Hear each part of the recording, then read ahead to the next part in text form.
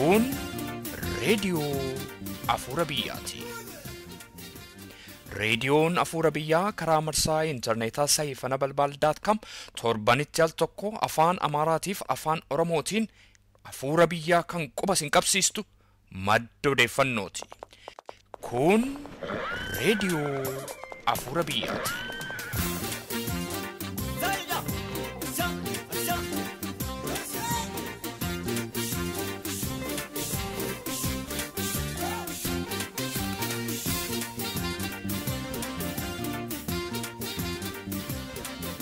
أنا نقول متى سينا بيلفا دوباين كورادة civilization يوكسمو جيرين بيلفا هندمان كورادة أما يواي بيلفا برسيسة واي أفريقيا واي بيلفا واي أوروبا واي أمريكا هندو ساكن برسيسة أما مات كورماتا كيستي civilization يوكس كراج جيرينيا غدا كجارو نغير مماتا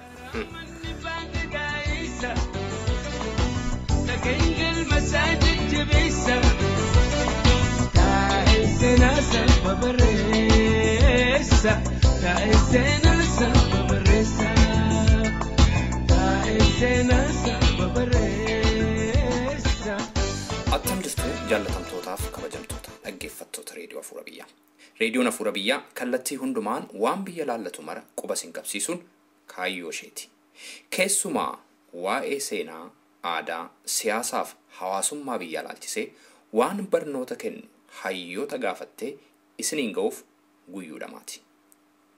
Barumsa irraa argattu jennee yaannee dhimma nuti har'aaf qabannee dhiyaannee waa'ee sirna gadaati. Dhimma kanarratti akka barumsa nuu kennaniif keessummaa tokko affeerreerraa keessummaan keenyarraa Profeesar Asaffaa Jaalataa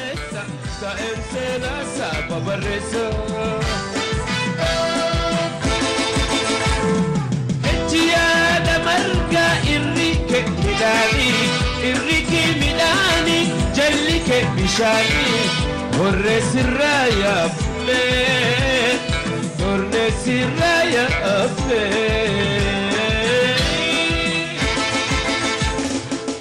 Tiada marga irrike midani jallike bishani Horre sirraya afle Horre sirraya afle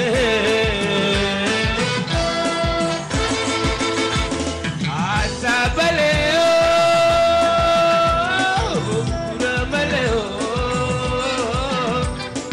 Kuramaleo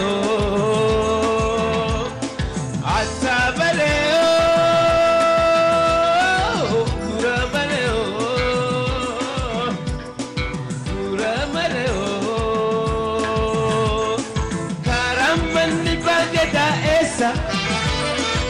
تكنجل مساجد جبيسة تأنسناسا ببريسة تأنسناسا ببريسة فالأنا جبادي قاد تقرقري تبي سينا تبي أفرفي ولا لنورا قري بكم بكم سنفري فالأنا جبالك تقرقري تبي سينا تبي أفانيومي ولا لنوتي كولفي بكم بكم سنفري أسابليو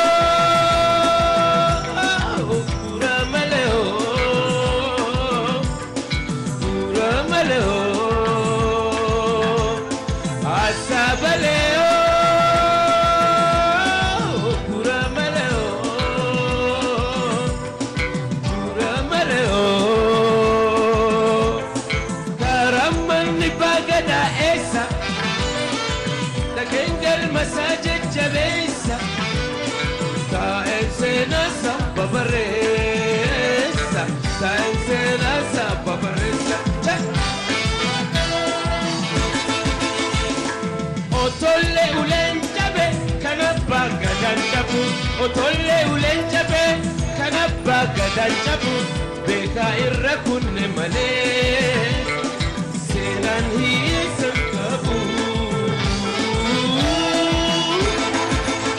Otolle uleen cabe kan abbaa gadan cabu. Otolle uleen cabe kan abbaa gadan cabu. Beeka irra kunne malee seenaan hiisan qabu.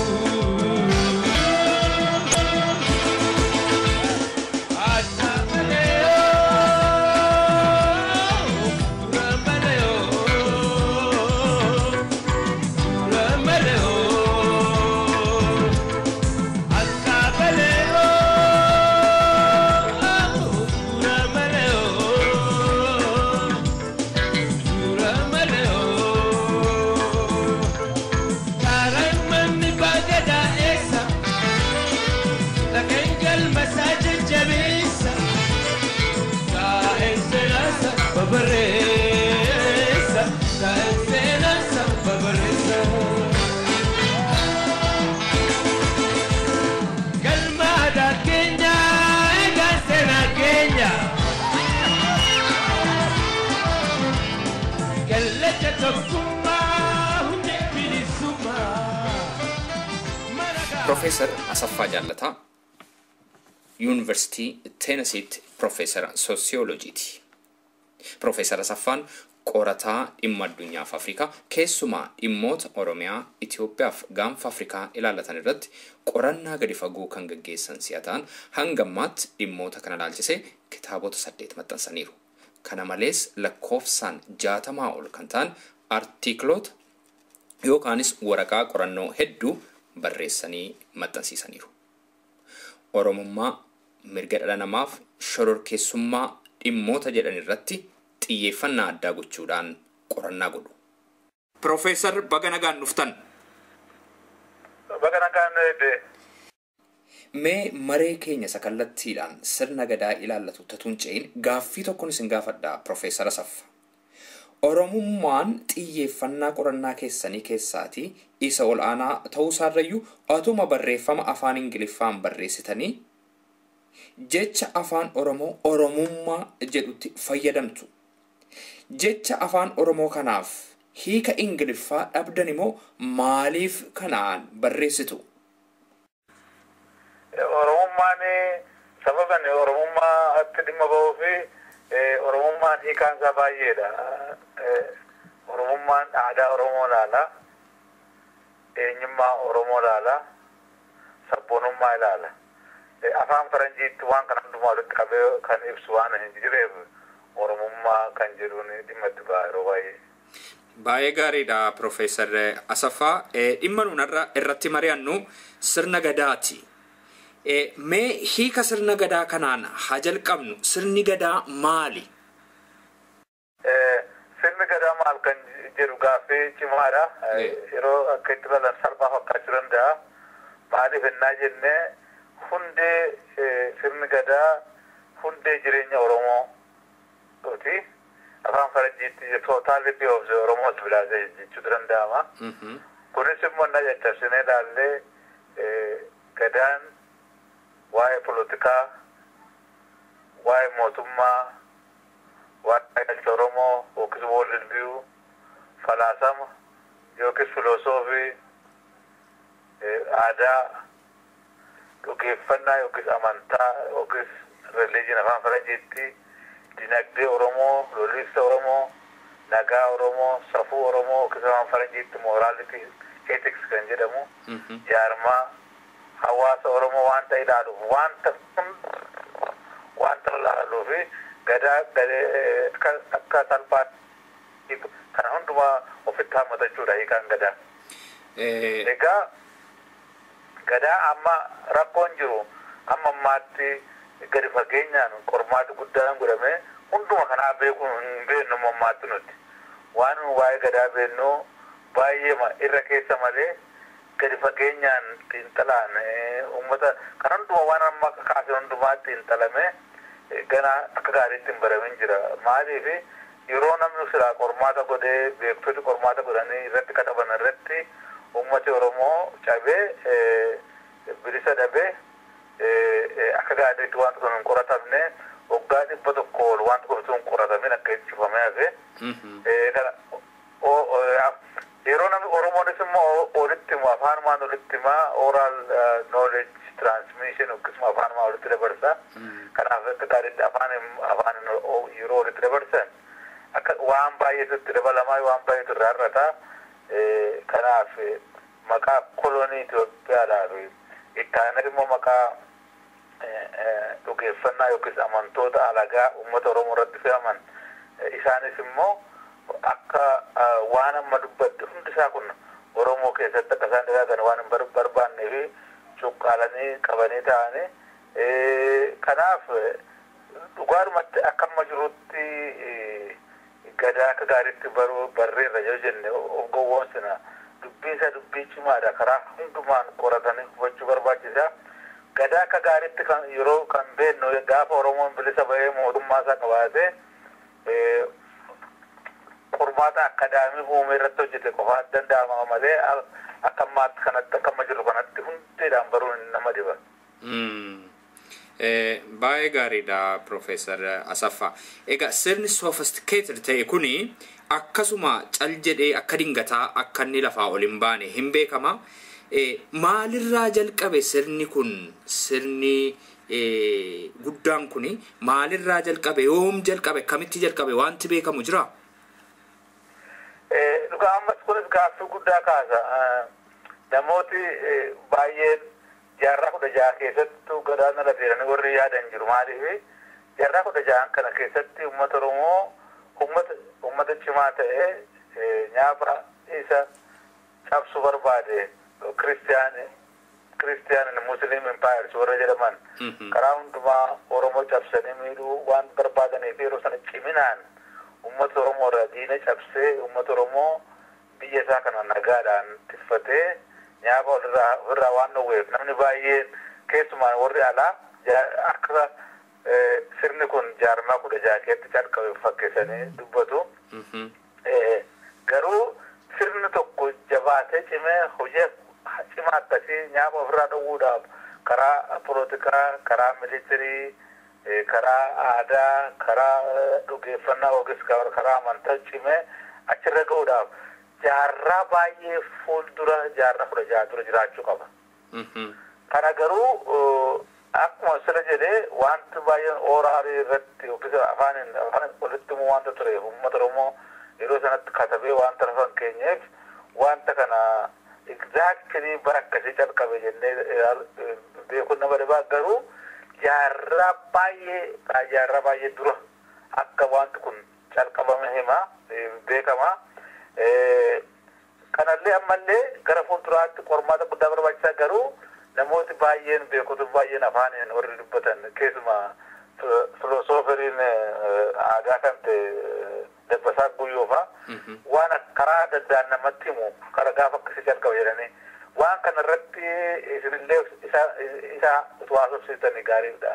Karaa ani kana keessatti karaa oral history waan afaanitti darbame dabarsan isa keessattuu warra waan kana irratti muuxannoo guddaa qabanii filosoofer Dabbasaa Guyyoo gaafadha Keeniyaa keessa jiraatan. Baay'ee gaariidha. Hamma nu danda'ametti Profeesar Dabbasaa Guyyoo yeroo biraa dhimma kanarrattiif dhimmoota biraa irrattis haasofsiisuudhaaf yaalii goona.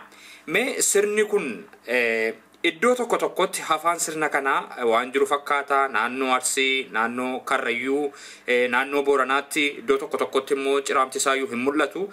Sirni gadaa kun amma jira moo hin bade jechuu dandeenya Profeesar Asaffaa? Kunillee gaaffii gaariidha. Sirni gadaa baay'ee miidhamee jira. Garuu badechuun hin danda'amu. Yeroo miidhamee jira yeroo nyaapi kolonelfataan Itoophiyaa mootummaa isaa biyya Oromiyaa irratti ijaarratee sirni kun akka badu seeratti tumee seera baasee sirna kana balleessuudhaaf yaale. Haa ta'u malee sirni kun lafa jala galee uummata keessa aadaa uummata Oromoo keessa ta'ee jiraate eega mootummaa dhabee eega mootummaan hin jiraanne sirni kun guddatee gaariitti misee uummata Oromoodhaaf hojjechuu waan hin dandeenyeef waan bade fakkaata. Haa ta'u malee akka poolitikaatti badeera. Akka aangoo poolitikaa qabatanii mootummaa qabaachuutti badeera.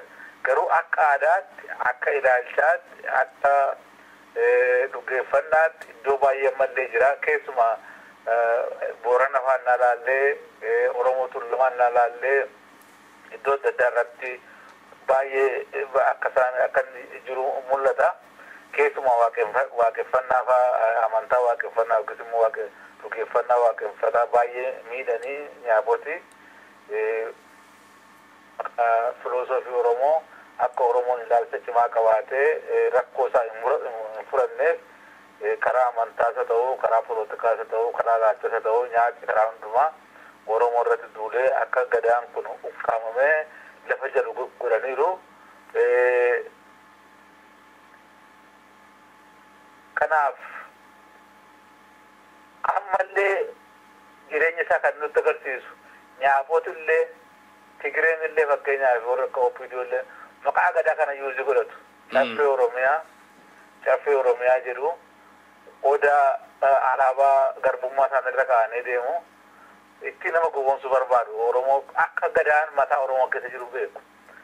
Jaarmotiin Oromoo illee utuu itti namanin maqaa gadaa fudhatanii uummati kun uummata Oromoo akka isaan jala yaa'uuf gadaa kana dhimma itti barbaadu. Kun kan nutti agarsiisu nama hunduttuu lafa gadaan uummata keessa mataa Oromoo keessa jiru beeku.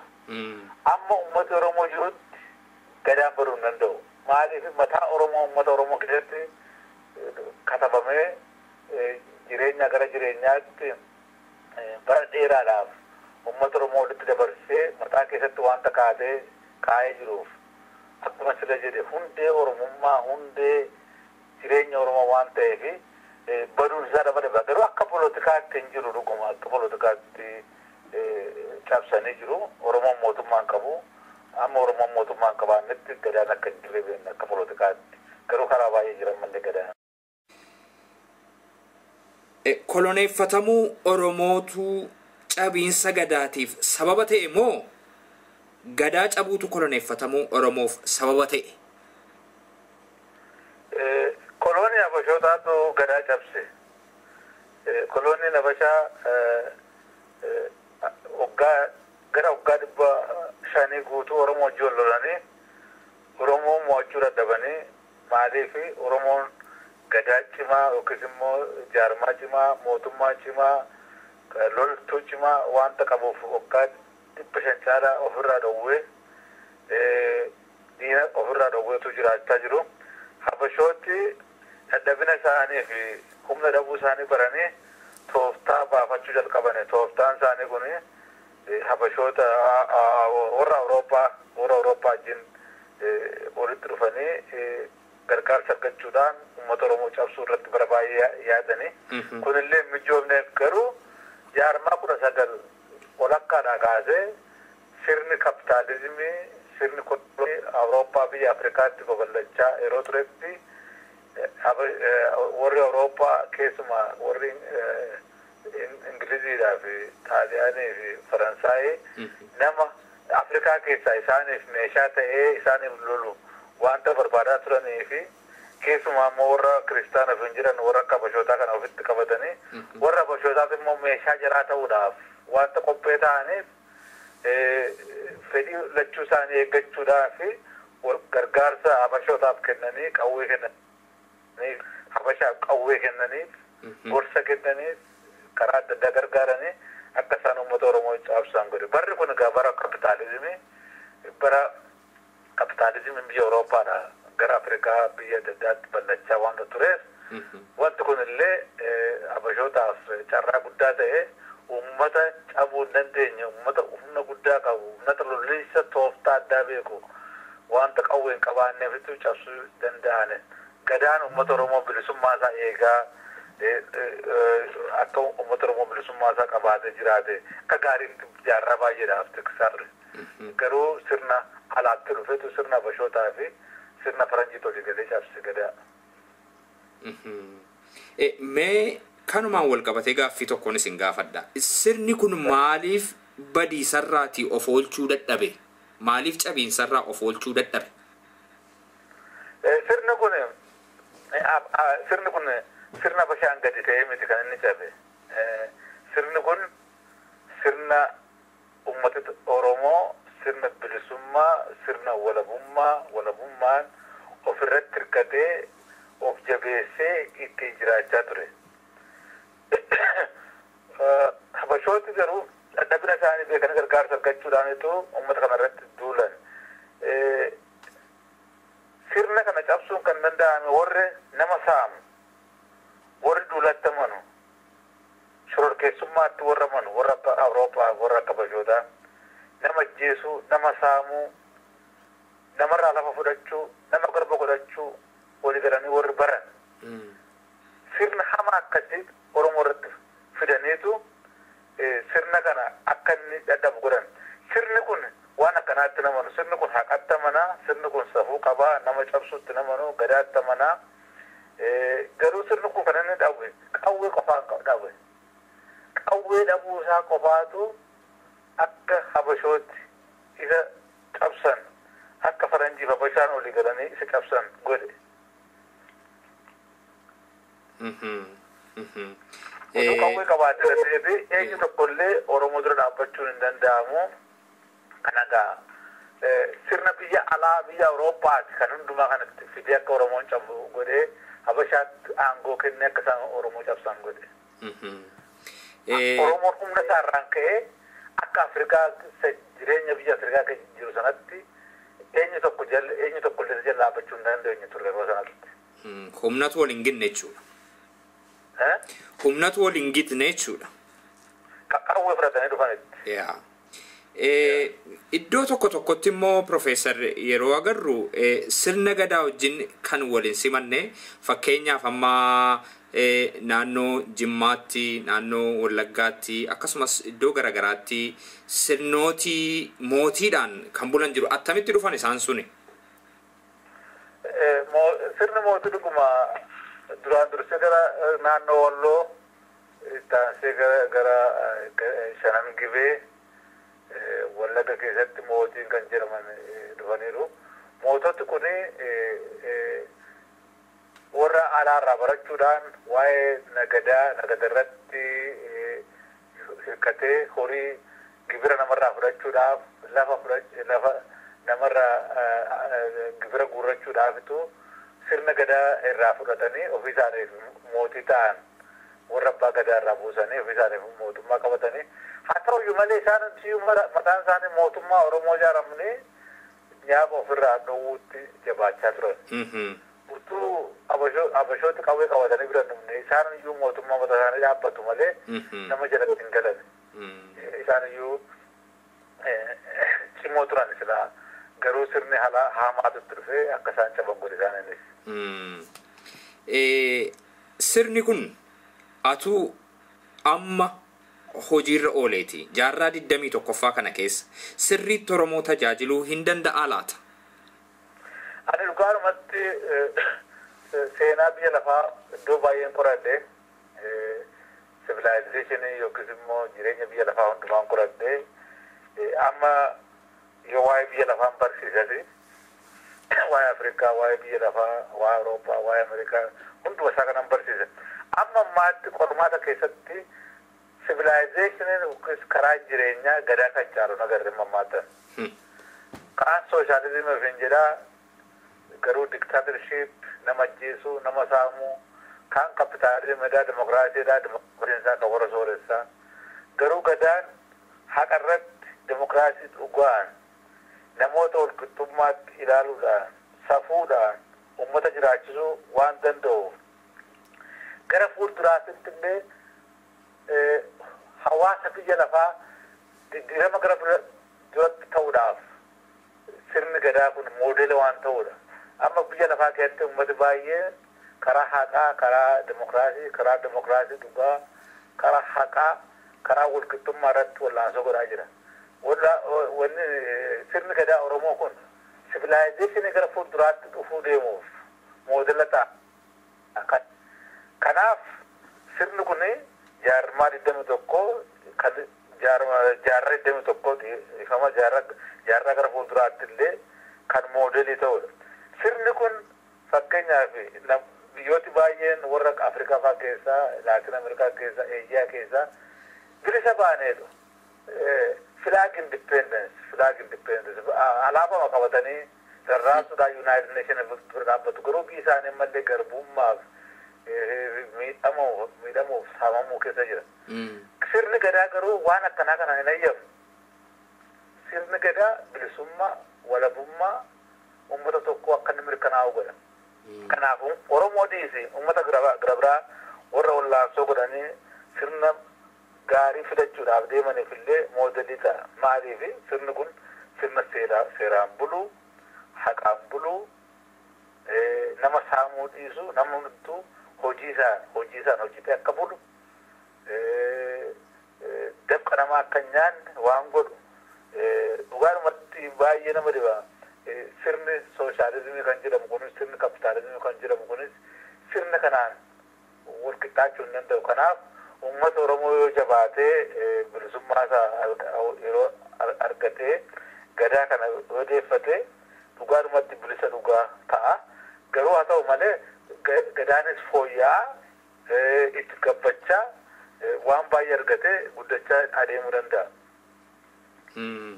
Mee amma yeroo sirna gadaa isa seenaa keessatti beennu sana ilaallu isa kam faatu ammatu amma dhufe fooyya'uu danda'a, isa kamtu immoo akka jirutti hojiirra ooluu danda'a, isa kamtu immoo jabanaa wajjin hin deemu jennee dhiisuu waan dandeenyuufaa jira laata Profeesar Asaf? Gaaffii gaariidha. Kunis dhugaadhumatti gaaffii gaariidha. Sirna gadaa keessa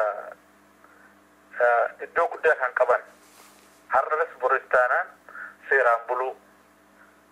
Seerri kun immoo ummati tume, ummati hojiirra oolchee yoo fedhees diddiiree yoo jedheef fooyyessee kan ittiin buluu. The rule of law jedhama. Sirna kana irratti mootummaan illee seeraan buluu. Mootummaan illee seera jala bula malee mootummaan illee seeraan oolu miti. Mootummaa hamaa buqqisuu yoo inni balleesse buqqisanii buusanii adabanii mootummaa haaraa iddoo buusuu, seera yeroo yerootti diddiiruu, mootummaa keessatti namooti filaman immoo nama hojiidhaan beekaman, nama isaaniif hojii guddaa hojjetanii karaa aadaa, karaa polotikaa, karaa falaasamaa beekumsa guddaa qaban gootota kan ta'an ummata isaaniif kan du'antu irratti filatame mootummaa keessa. Abbumti fedhe horii qabaateef nama fedhe hooggana ta'uu hin danda'u. Dargaggoota leenjisanii karaa polotikaa, karaa seeraa, karaa lolaa barsiisuudhaan fakkeenyaaf waggaa tokko amma 8 amma 16 amma 32 barsiisaniitu waan fedhe eega baratee jedhe yeroo sana ammoo hojiirra oolchanii namni hojiidhaan hunda caalee argame hooggana ta'uu danda'a.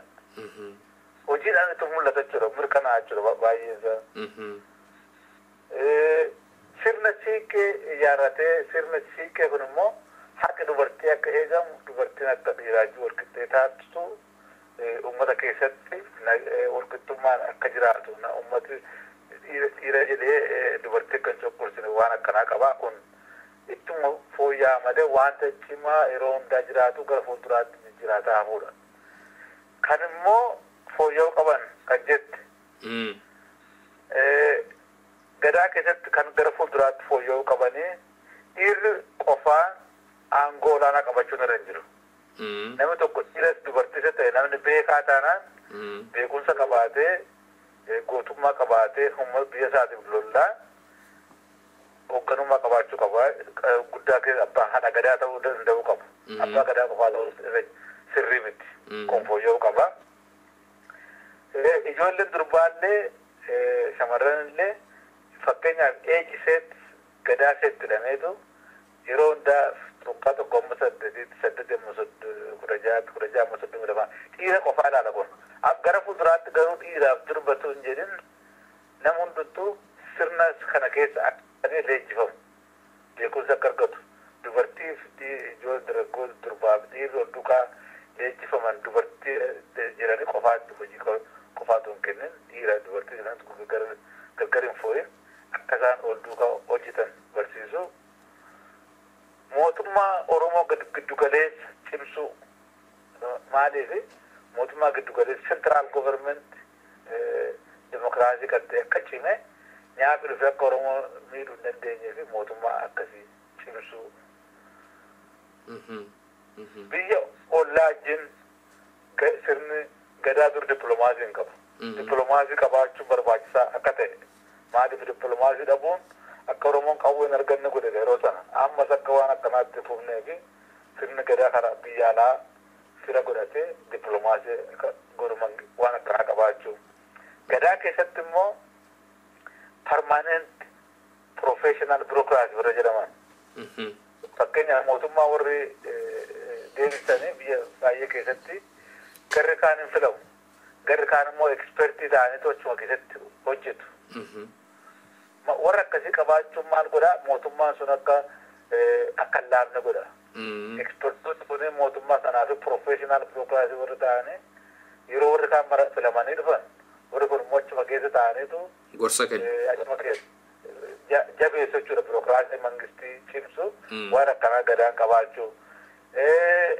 Achumaanis immoo mootummaan gadaa kun fooyyee haara'ee akka gibiraas haa ta'uu karaa adda addaa horii walitti qabee teekinooloojiin akka guddatu faabrikaan adda addaa akka guddatu manni barumsaa akka guddatu uummata Oromoo kan barumsaaf beekumsaan bishaatee uummata biraa wajjin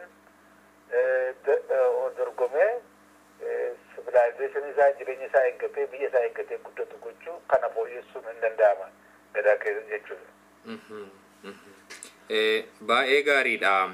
Ammatu sirni gadaa kun waggaa 100 fuuldura hin cabne ta'eeti akka sirna polotikaa tokkootti silaa tarii har'a abbaa gadaa duwwaatuun ta'in haadholiin gadaas hin mul'atu turan silaati jechuudha.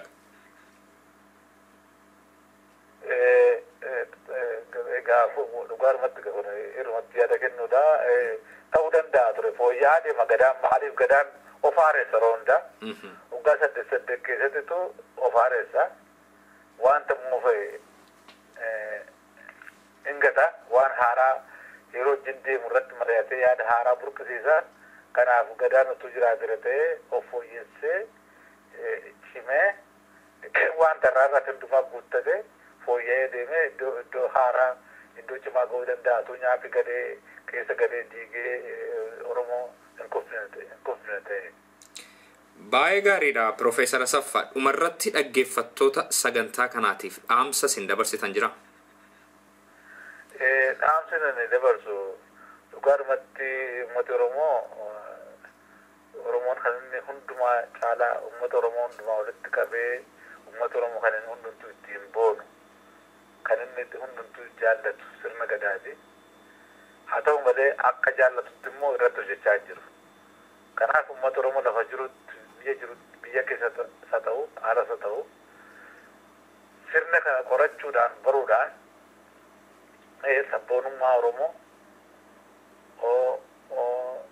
eenyummaa Oromoo ilaalcha Oromoo gadaa irratti hundaa'uudhaan guddisuu wanta barbaachisuu fi sirna kana akka gaariitti akkuma sida jedhee karaa seminaaras haa ta'u karaa istadii seerkisiis haa ta'u karaa qormaata adda addaa ta'u lafa jirutti yeroo hundaa yeroo walitti dhufuudhaan haasa'uudhaan rikoordii gochaa waa kana irratti hojjechuu calqabuu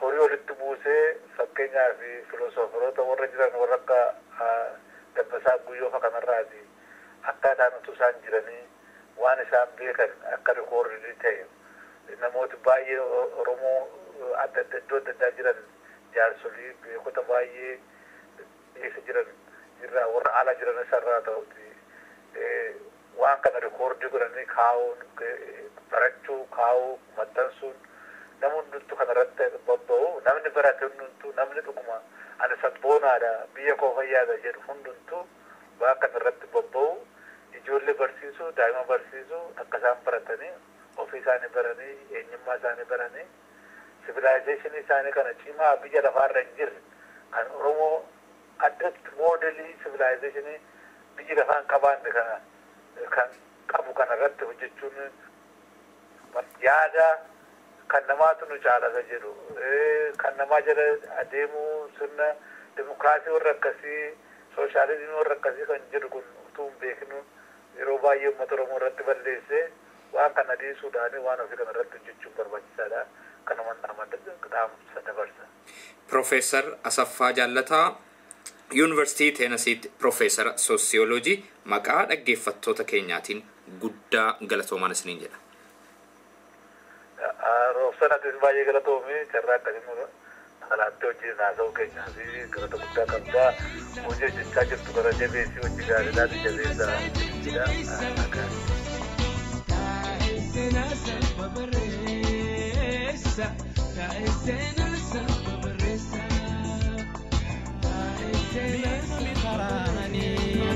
Ja'aniin gaafatan ni beeka garaani.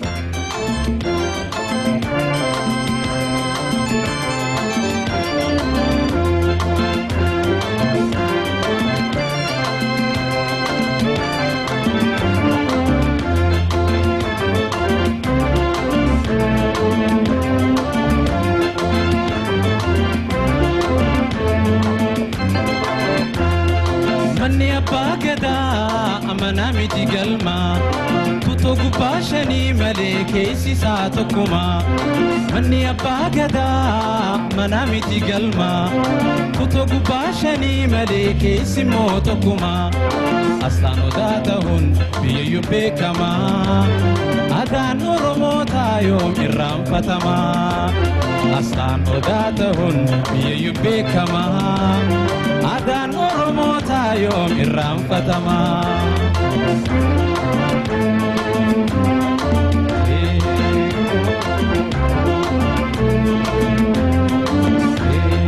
Manni abbaa gadaa meeqa mitaraani ja'aniin gaafatan ni beeka garaani. Manni abbaa gadaa meeqa mitaraani ja'aniin gaafatan ni beeka garaani.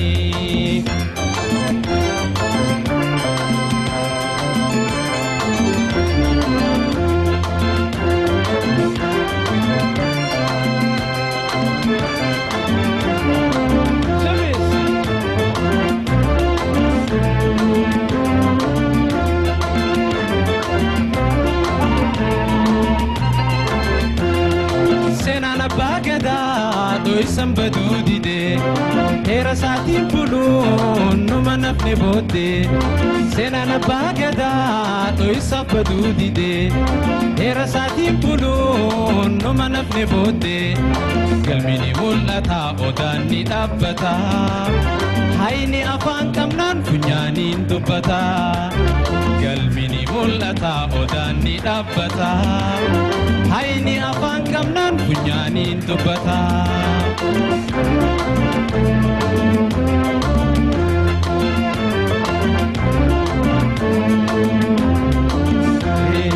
Manni abbaa gadaa meeqa mitaraani ja'aniin gaafatan ni beeka garaani. Manni abbaa gadaa meeqa mitaraani ja'aniin gaafatan ni beeka garaani.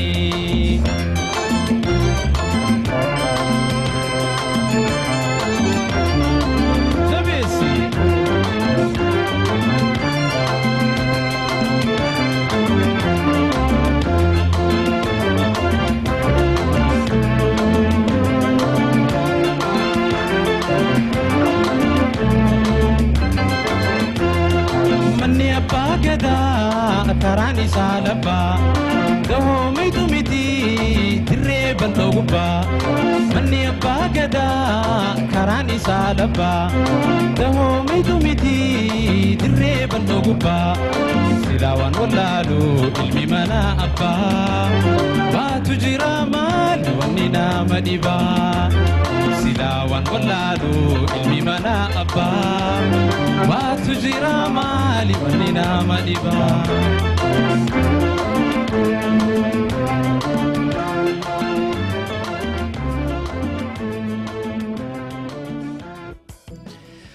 dhaggeeffattoota keenya qophiin keenya har'aa kanuma. Waa'ee qophii keenya yaada yookaanis gaaffii yoo qabaattan karaa iimeelii keenya contact@saifanabalbal.com jedhaatiin qunnama. Fuulli intarneetaa keenya www.saifanabalbal.com jedhama nu daawwadha. Akkasumas Facebook irratti raadiyoo Afuura Biyyaa jettanii yoo nu barbaaddan nu argitu. Torbee qophii biraatiin hamma wal agarrutti torban gaarii isinii hawwinaa gaariitti.